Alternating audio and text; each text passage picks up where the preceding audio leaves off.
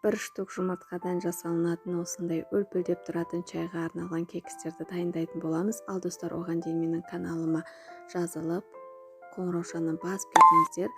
Үнемі рецепттер шығып отыратын болады, және де ең маңыздысы үй жағдайында оңай қолжетімді заттармен жасалынатын рецепттер. Бізге керегі бір жұмыртқа, бір кесек қант.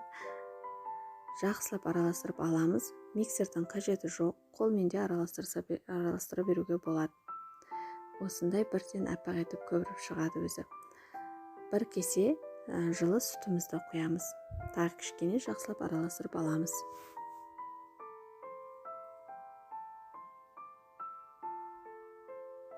Жарты кесе сұйық май.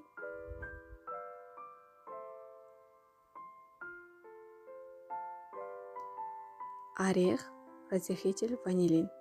Разрыхительден 15 грамм. 200 грамм ұн. Орех ол міндетті түрде емес, өз қалауларыңыз бойынша қоссаңыздар болады. Орех, кешмиш, малина, смородина деген сияқты әртүрлі жемістерді қолдансаңыздар да болады. Бір келке смеш шыққанша жақсылап араластырып аламыз. Оған дейін пісіретін пешті қыздырып қоямыз.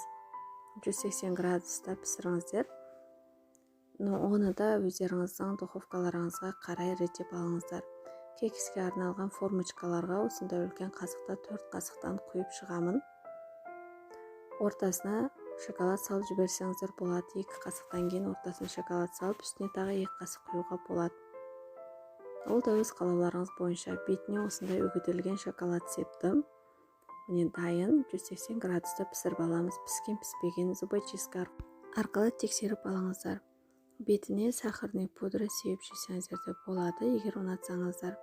Ал достар, аз болсын, каналыма лайк басып кетуді ұмытпаңыздар. Сау болыңыздар, сіздермен бірге болған Мадина. Видеоны соңына дейін қарағандарыңызға көп рахмет.